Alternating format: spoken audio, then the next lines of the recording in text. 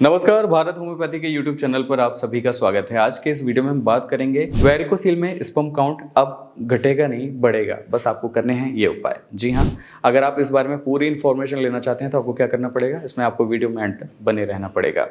जब बात आती है वेरिकोसील की तो सबसे मुश्किल हो जाती है टेस्टिकल्स वाली दिक्कत, क्योंकि व्यक्ति के जो टेस्टिकल्स होते हैं वो इससे पूरी तरह से प्रभावित हो जाते हैं। चलने फिरने में दिक्कतों का सामना व्यक्ति को करना पड़ता है, उन्हें काफ़ी अनकम्फर्टनेस फील होने लगती है और कभी कभी पेन भी इसमें देखने को मिलता है। वो पेन माइल्ड भी हो सकता है और सीवियर भी हो सकता है। वो पर्सन टू पर्सन वेरी करता है कि पेशेंट की जो स्थिति है वो किस तरह की है, यानी कि वो वेरिकोसील ग्रेड 1 में है, 2 में है, 3 में है या फिर 4th में है। अब बात आ जाती है कि वेरिकोसील की जो कंडीशन है वो बनती कैसे है। वेरिकोसील की जो कंडीशन होती है वो मेनली बनती है ब्लड के डिस्टर्बेंस से, यानी कि आपका जो ब्लड का साइकिल है उसमें कहीं ना कहीं ऑब्स्ट्रक्शंस आने शुरू हो जाते हैं। यानी कि क्योंकि होता क्या है, जो ब्लड का एक जो प्रॉपर साइकिलिंग एक चल रही है उसमें कहीं ना कहीं ऑब्स्ट्रक्शंस आए तो ब्लड का जो प्यूरिफिकेशन है वो पूरी तरह से ऊपर नहीं हो पा रहा है, तो जो ब्लड होता है वो नीचे की तरफ इकट्ठा होना शुरू हो जाता है और ब्लड कहाँ जाता है, टेस्टिकल्स में। टेस्टिकल्स में इसका जमाव होना शुरू हो जाता है, जिसकी वजह से आपको हैंगिंग पोजीशन आपको देखने को मिलती है। आप अपने टेस्टिकल्स पे हाथ लगाते हैं तो आपको उभरी हुई नसें दिखाई देती हैं और व्यक्ति को काफ़ी अनकम्फर्टनेस फील होने लगती है। तो जब आपके टेस्टिकल प्रभावित होंगे तो ये बहुत नेचुरल सी बात है कि जो वेरिकोसील की वजह से आपका स्पर्म काउंट है वो भी लो होना शुरू हो जाएगा। तो आपको क्या ऐसी चीज़ों को ध्यान रखना चाहिए, क्या ऐसी चीज़ों के लिए एहतियात बरतना चाहिए कि आपका जो स्पर्म काउंट है वो ठीक रहे, उसमें ज़्यादा उसमें लो कंडीशन आपको देखने को ना मिले। क्योंकि हम अक्सर करके करते क्या हैं, वेरिकोसील की कंडीशन बनती है हमारे अनियमित दिनचर्या से, हमारी सेडेंटरी लाइफस्टाइल से, हमारे खान पान से। जब भी हमारा खान पान ठीक नहीं होता, हम खान पान कुछ भी लेते हैं, जैसे कि हम आजकल क्या करते हैं, पिज़्ज़ा, बर्गर, मोमोज, नूडल्स और फास्ट फूड, जंक फूड का सेवन करते हैं।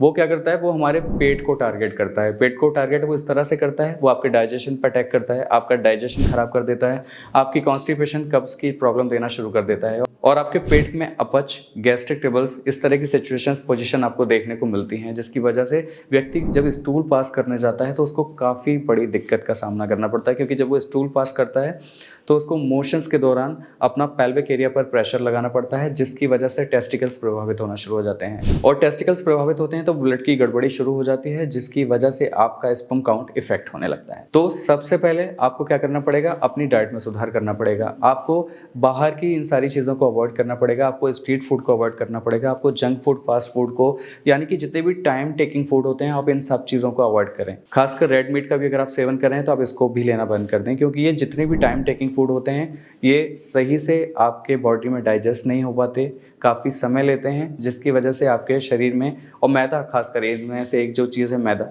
वो भी आपके लिए यही रोल अदा करती है, तो आपका पेट वो गड़बड़ करने लग जाती है। सॉसेस, केमिकल्स, ये सारी बाहर की जितनी भी ऑयली फूड वाली चीज़ें हैं, ये सारी चीज़ें आपके पेट को ख़राब करती हैं, उसे बिल्कुल बेकार कर देती हैं। यानी कि डाइजेशन का बिगड़ना आपकी वेरिकोसील की दिक्कत का बनना है। तो अपनी डाइट को बेहतर रखिए, फाइबरस डाइट लीजिए, आप मोटे अनाज का सेवन कीजिए, आप जितना भी हेल्दी फूड खा सकते हैं वो आपके लिए बेनिफिशियल होगा।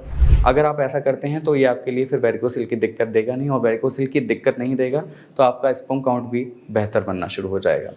तो इसके लिए आप क्या करेंगे, अगर आप एक जो डाइट ले रहे हैं वो लेंगे आप फाइबरस डाइट, आप मोटे अनाज का सेवन करेंगे, आप दालें खाइए, दलिया खाइए, आप मल्टीग्रेन दलिया खाइए, वो आपके लिए काफ़ी बेनिफिशियल हो सकता है।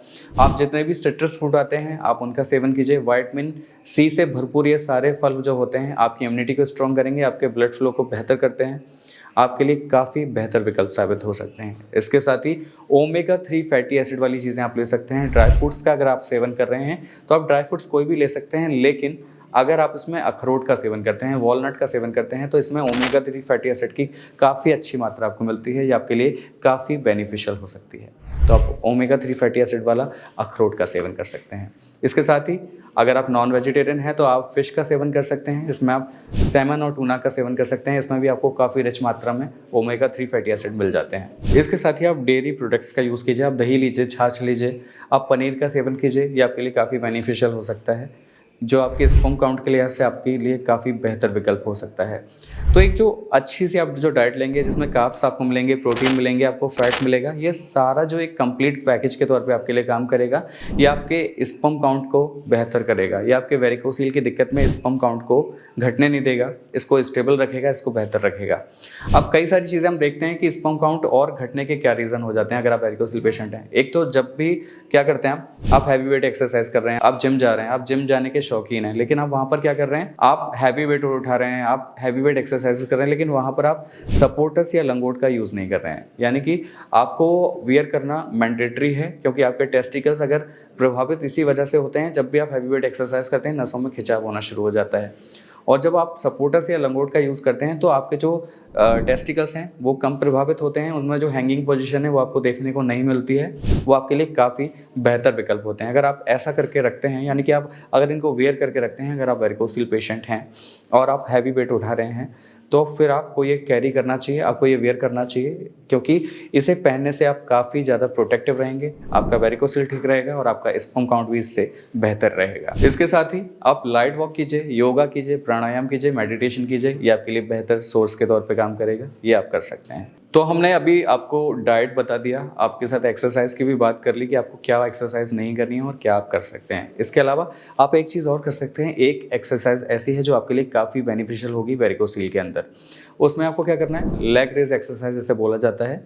ये 60 और 90 डिग्री के एंगल वाली पोजीशन है, जिसमें आपको दोनों पाँव को दीवार के सहारे टिका लेना होता है, कुछ देर बाद इसे नीचे डाउन कर लेना होता है और इस प्रोसेस को आपको लगातार 3 से 4 बार दोहराना होता है। इससे क्या होगा, इससे आपके टेस्टिकल्स में जो ब्लड का जमाव है वो नॉर्मल होना शुरू हो जाता है और इस सिचुएशन में जब आप होते हैं, वेरिकोसिल की कंडीशन में जब आप होते हैं, तो ये आपके लिए काफ़ी बेनिफिशियल होगी। आपके ब्लड को सर्कुलेट करना शुरू कर देगी, जिसकी वजह से आपके टेस्टिकल नॉर्मलाइज होना शुरू हो जाएंगे और आपका स्पर्म काउंट भी बेहतर होना शुरू हो जाएगा।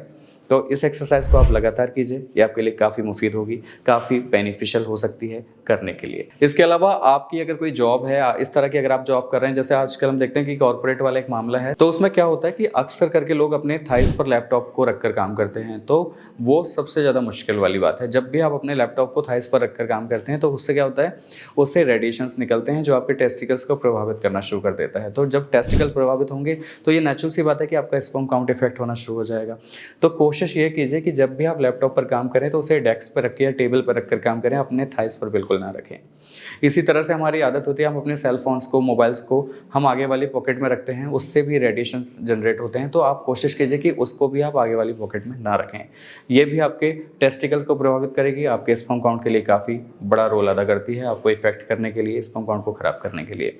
तो इन चीज़ों का आपको ख्याल रखना है। इसके साथ ही आप 7 से 8 घंटे की प्रॉपर नींद लीजिए, क्योंकि अगर आपकी नींद पूरी नहीं होती तब भी आपके शरीर पर उसका असर देखने को मिलता है, आपके स्पर्म काउंट पर भी उसका असर देखने को मिलता है। तो एक बेहतर नींद का होना ज़रूरी है। तो 7 से 8 घंटे की प्रॉपर नींद लीजिए, देर रात तक जागिए मत और सुबह जल्दी उठने की आदत डालिए। तो आज के इस वीडियो में हमने आपको जो भी टिप्स बताई हैं, जो भी चीज़ें बताई हैं, अगर आप इनको फॉलो करते हैं, अगर इनका ख्याल रखते हैं, तो फिर डेफिनेटली आप वेरिकोसिल पेशेंट होने के बाद भी अपने स्पर्म काउंट को स्टेबल कर पाएंगे। उसकी जो दिक्कतें आपको दिख रही हैं, जिसमें आपको लग रहा है कि आपका स्पर्म काउंट काफ़ी लो होता जा रहा है, वो लो नहीं होगा, वो स्टेबल रहेगा और हो सकता है आप ये सारी चीज़ें करते हैं तो वो बढ़ भी जाए। और इसके अलावा अगर आपको लग रहा है कि जो आपकी कंडीशन है वो ज़्यादा दिक्कत वाली है, यानी कि आपको लग रहा है कि जो आपका स्पर्म काउंट का रेशियो है वो काफ़ी ज़्यादा कम हो गया है, आपको वेरिकोसिल की जो दिक्कत है वो काफ़ी बढ़ गई है, तो फिर इसके लिए आपको परमानेंट ट्रीटमेंट की ज़रूरत है। उसके लिए आपको क्या करना पड़ेगा, उसके लिए आपको भारत होम्योपैथी के डॉक्टर से संपर्क करना पड़ेगा। नंबर्स आपके स्क्रीन पर हैं, क्योंकि भारत होम्योपैथी में जो मेडिसिन दी जाती है वो व्यक्ति की कस्टमाइज मेडिसिन तैयार की जाती है, व्यक्ति की कंडीशन को देखकर तैयार की जाती है और वो काफ़ी ज़्यादा बेनिफिशियल होती है और आपके लिए 100% रिजल्ट देती है। बस यहाँ पर ज़रूरत होती है थोड़े से पेशेंस की, संयम की, धैर्य की। तो अगर आपको कोई भी इस तरह की समस्या है तो आप क्या करेंगे, हमारे भारत होम्योपैथी के डॉक्टर से संपर्क करेंगे। नंबर्स आपके स्क्रीन पर हैं। आज के वीडियो में बस इतना ही। अगले वीडियो में आपसे होगी फिर मुलाकात। अगर आपको ये वीडियो पसंद आया हो तो आप हमें लाइक, शेयर, सब्सक्राइब, कमेंट करना ना भूलें। Thanks for watching.